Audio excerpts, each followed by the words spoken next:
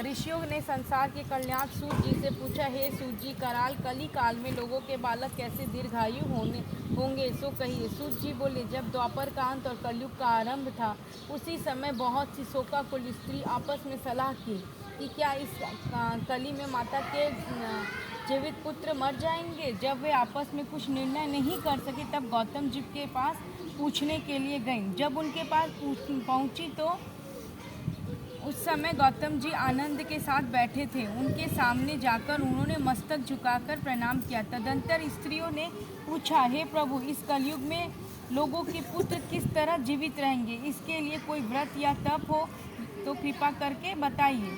इस तरह उनकी बात सुनकर गौतम जी बोले, आपसे मैं वही कहूँगा जो मैंने पहले से सुन रखा है।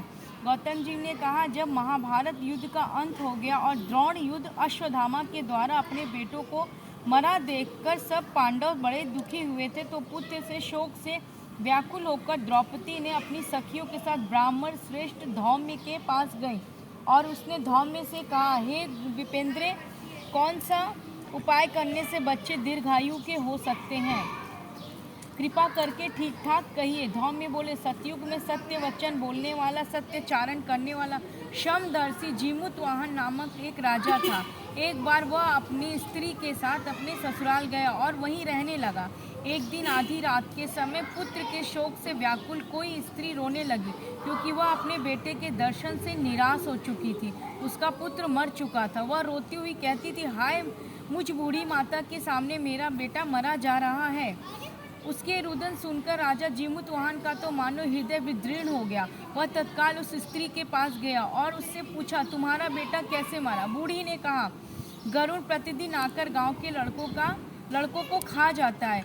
इस पर दयालु राजा ने कहा, माता, अब तुम रो मत, आनंद से बैठो, मैं तुम्हारे बच्चे को बचाने का प्रयत्न करता हूँ।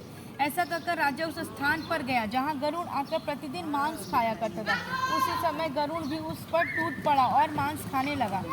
जब अतिशय तेजस्वी गरुड़ ने राजा का बायां अंग खाया तो झटपट राजा ने अपना दाहिना अंग फेर कर गरुड़ के सामने कर दिया। यह देखकर गरुड़ जी ने कहा, तुम कोई देवता हो? तुम कौन हो? तुम मनुष्य नहीं जान पड़ते हो। अच्छा, अपना जन्म और कुल बताओ।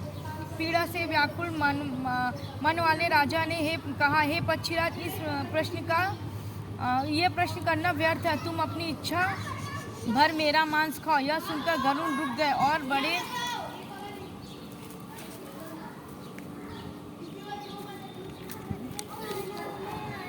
आदर से राजा के जन्म और कुल की बात पूछने लगे। राजा ने कहा, मेरी माता का नाम सैव्या और पिता का नाम शीलवाहन है। सूर्यवंश में मेरा जन्म हुआ और मैं जीमूतवाहन मेरा नाम है। राजा की दयालुता देखकर गरुड़ ने कहा, हे महाभाग, तुम्हारे मन में जो अभिलाषा हो वह वर मांगो। राजा ने कहा, हे पक्षीराज, यदि आप मुझे वर दे रहे हैं तो वर दीजिए। आपने अब तक जिन प्राणियों को खाया है वे सब जीवित हो जाए। हे स्वामिनी, अब से आप यहाँ बालकों को ना खाएं और कोई ऐसा उपाय करें जो उत्पन्न हुए हैं वो लोग बहुत दिनों तक जीवित रहें।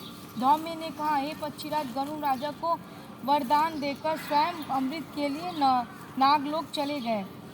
वहाँ से अमृत लाकर उन्होंने उन मरे हुए मनुष्यों की हड्डियों पर बरसाया। ऐसा करने से सब लोग जीवित हो गए जिनको कि पहले गरुड़ ने खाया था। राजा के त्याग और गरुड़ की कृपा से वहाँ वालों का बहुत कष्ट दूर हो गया। उस समय राजा के भीतर की शोभा दुगनी हो गई। राजा की दयालुता देखकर गरुड़ ने कहा, मैं संसार के कल्याणार्थ एक और वरदान दूंगा। आज अश्विनी मास के सप्तमी से रहित शुभ अष्टमी तिथि, आज ही तुमने यहाँ की प्रजा को जीवन दान दिया है। हे वत्स, अब से यह दिन ब्रह्म भाव का हो गया है, जो मूर्ति भेद से विविध नामों से विख्यात है।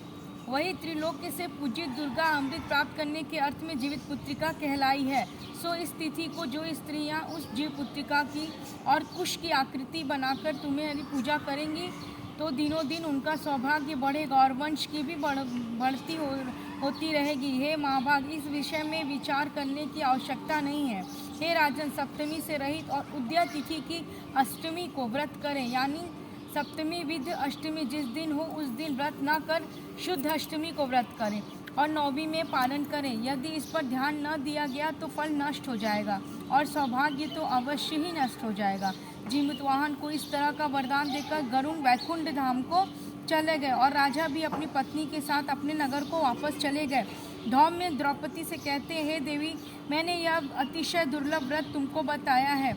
इस व्रत को करने से बच्चे दीर्घायु के होते हैं। हे देवी, तुम भी पूर्वोक्त विधि से यह व्रत और दुर्गा जी का पूजन करो तो तुम्हें अभिलाषित फल प्राप्त होगा। मुनिराज धौम्य की बात सुनकर द्रौपदी के हृदय में एक प्रकार का कौतूहल उत्पन्न हो गया और वह पूरा वासनीय स्त्रियों को बुलाकर उनके साथ उत्तम व्रत किया। गौतम ने कहा, यह व्रत और उसके प्रभाव को किसी एक चिन्ह ने सुन लिया और अपनी सखी सियारिनी को बतलाया। इसके बाद पीपल वृक्ष की शाखा पर बैठकर उस चिन्ह ने उस वृक्ष के खोते में बैठकर सियारिनी ने भी व्रत किया। फिर वही चिन्ह उसी उत्तम ब्राह्मण के मुख से यह कथा सुनाई और पीपल के खोते में बैठी हुई अपनी सखी को सुनाया। सियारिनी ने आधी कथा सुनी थी, उसे भूख लगने लगी। उसी समय वह शव से भरे शमशान में जा पहुंची। वहां उसने इच्छा भर मांस का भोजन किया। चिन्नी बिना कुछ खाए पिए रह गई। सवेरा हो गया। सवेरे वे गौशाले में गई और वहां से गौ का दूध लाया। इस तरह नवमी का उसने पारण किया। कुछ दिनों बाद वे दोनों मर गए और अयोध्या में किसी धनी व्यापारी के घर में जन्मी।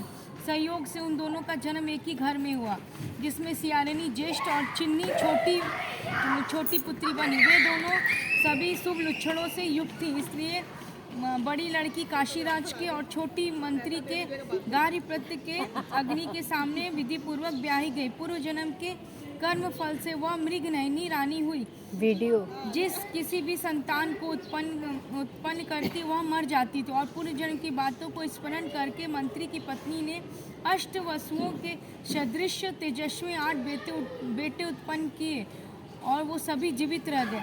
अपनी बहन के पुत्रों को जीवित देखकर ईर्ष्यावश राजा की पत्नी ने अपने स्वामी से कहा, यदि तुम मुझे जीवित देखना चाहते हो तो मंत्री के सभी पुत्रों को उसी जगह भेज दो जहाँ मेरे बेटे गए हैं, अर्थात उन्हें भी मार डालो। यह सुनकर राजा ने उस मंत्री के पुत्रों को मारने की कई प्रकार के उपयोग और यत्न किए, पर मंत्री पत्नी के जीवितिका पुत्र के पुण्य बल से बचा लिया। एक दिन राजा ने अपनी आदमियों से उन पुत्रों का सिर कटवाकर पिटारी में रखवाया और वह पिटारी उनकी माता के पास भेज दिया, किंतु वे 8 शीर बेशकीमती जवाहरात हो गए और भले चंगे अपने 8 लड़के अपने माता के पास चले गए। उनको जीवित देखकर राजा पत्नी को बड़ा विस्मय हुआ। अंत में वह मंत्री की पत्नी के पास गई। उसने पूछा, बहन, तुमने ऐसा कौन सा पुण्य किया जिससे बार बार मारे जाने पर भी तुम्हारे बेटे नहीं मरते? इस पर मंत्री की पत्नी ने कहा, पूर्व जन्म में मैं चिन्नी थी और तुम सियारिनी। हमने और तुमने साथ साथ जीविका पुत्र का व्रत किया था। तुमने व्रत के नियमों का भली भांति पालन नहीं किया और मैंने किया। इस दोष से हे बहन, तुम्हारे बेटे नहीं जीते और राजरानी, अब तुम भी उस जीविका व्रत को करो जिससे तुम्हारे बेटे दीर्घायु के होंगे। मैं तुमसे सच सच कह रही हूँ। इसकी कथा अनुसार रानी ने व्रत किया, तभी से उसके बेटे सुंदर और दीर्घायु होकर बड़े बड़े राजा हुए। सूत जी कहते हैं, सब प्रकार का आनंद देने वाले मैंने यह दिव्य व्रत बतलाया। स्त्रियाँ चिरंजीवी संतान चाहती हो तो विधि पूर्वक यह व्रत करें। जय जितिया माँ।